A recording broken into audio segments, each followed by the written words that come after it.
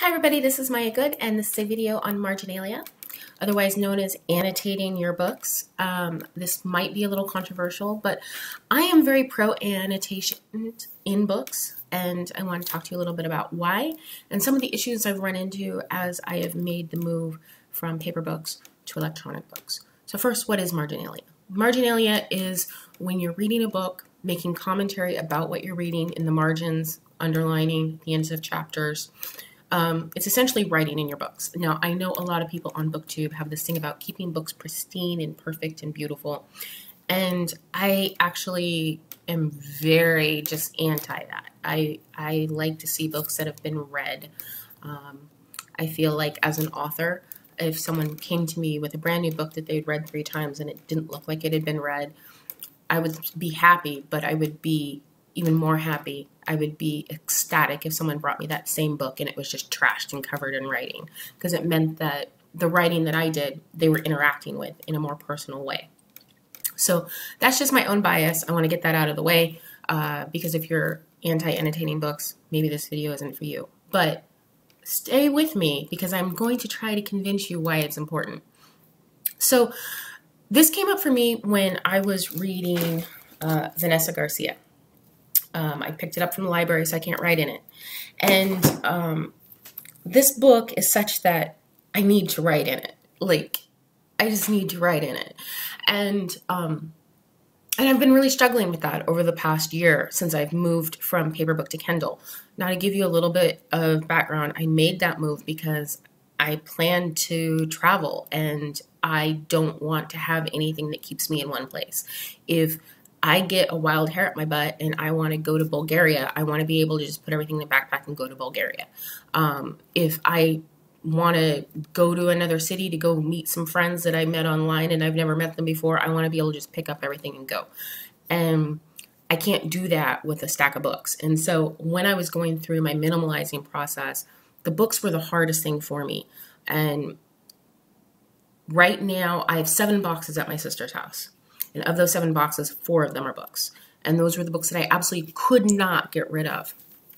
And the process was very painful and difficult. One of the most painful parts of it was getting rid of my cookbooks. I actually sent those to my daughter, and the post office lost them. And one of the reasons why it was so painful is those were the cookbooks that I learned in. They were the cookbooks that the woman who raised me learned in. They were the cookbooks that her mother gave her.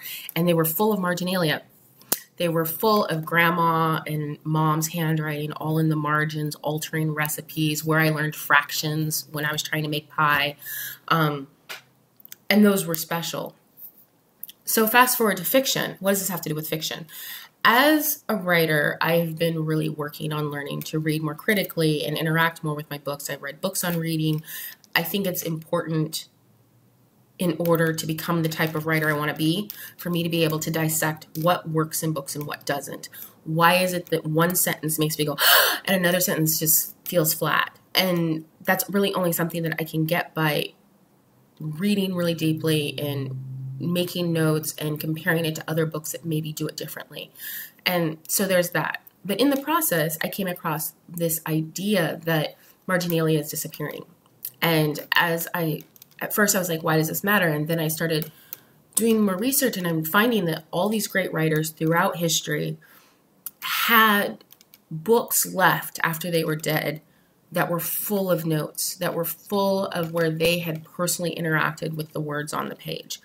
Now, the New York Library has a lot of them. If you live in New York and you are at all interested in books or you are interested in writing, I implore you to go to the library and take a look at some of this amazing marginalia left by people like Sylvia Plath and Mark Twain and the likes.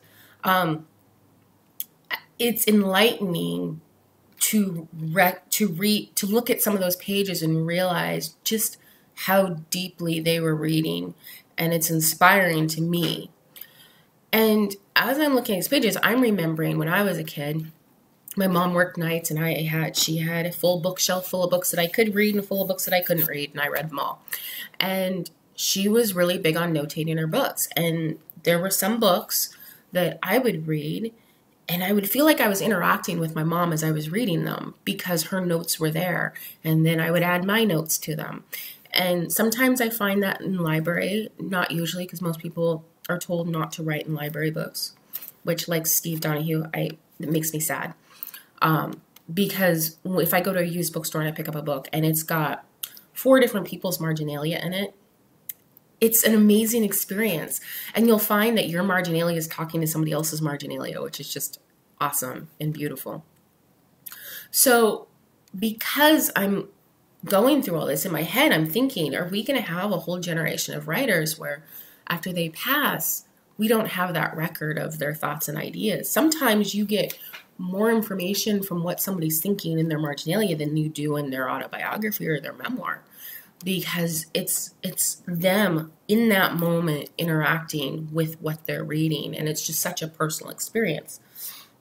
And so I've been trying to figure out a way to keep marginalia in my life, even though I am now reading electronically almost exclusively. And this has been a struggle. And up until this last book, it wasn't that bad, but this last book was bad. And that is because this book is so freaking lovely. And a review is forthcoming. But yes, this book is so lovely that I started rereading it the minute I finished. Yes, it is that. So what I do when I read a book on my Kindle is I read it with my notebook next to me.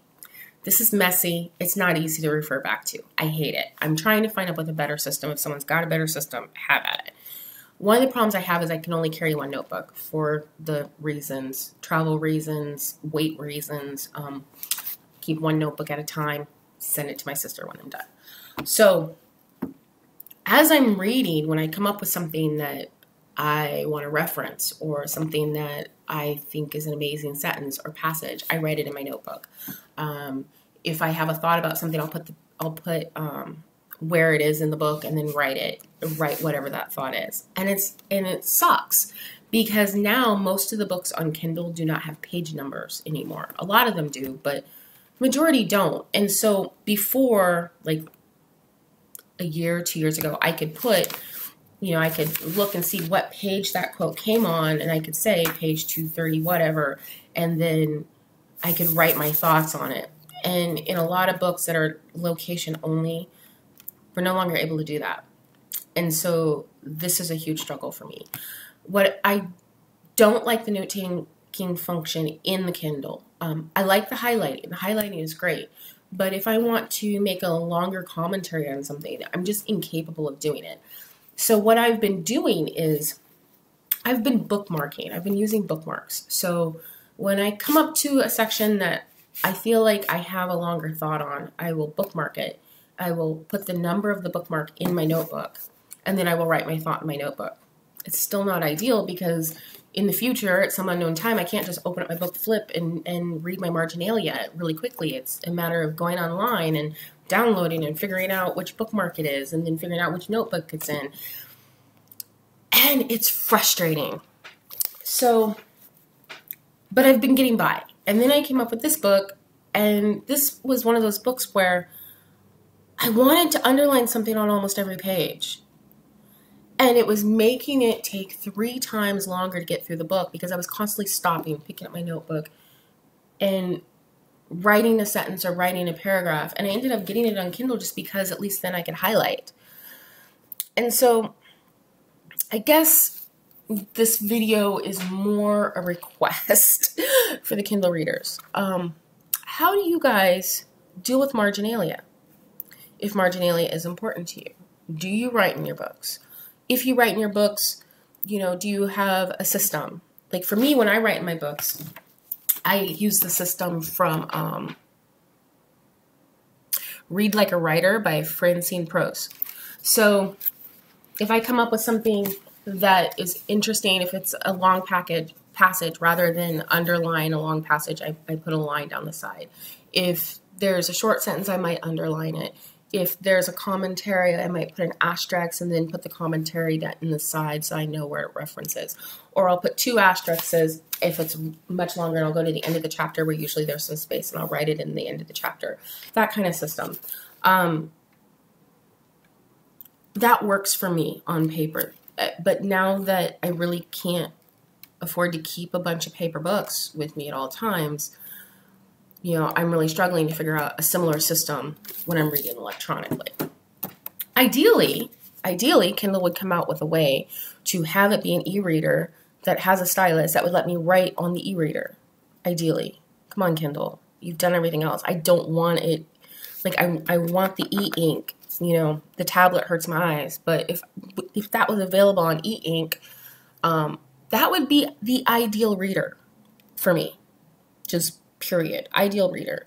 Especially if I could download all my notes into like Evernote or something. That would just be amazing for me. So what are you guys doing about Marginalia? Do you think it's important? Have you ever had the experience of reading a book that's filled with multiple people's Marginalia? That's an experience I'll never forget, ever. You know, even, I remember my mom's Bible had tons and tons of writing in it from her mother, and it was beautiful. You know, it was this ongoing conversation through the ages between people, discovering what was important to them and discovering what was beautiful to them. And so, yeah, on that note, ciao.